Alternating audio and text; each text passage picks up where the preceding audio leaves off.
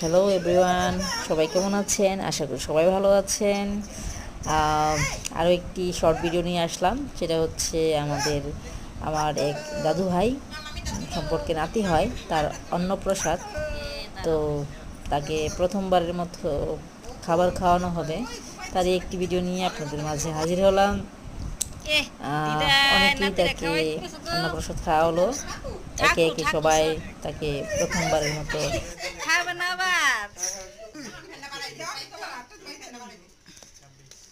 এই যে পাঙ্গু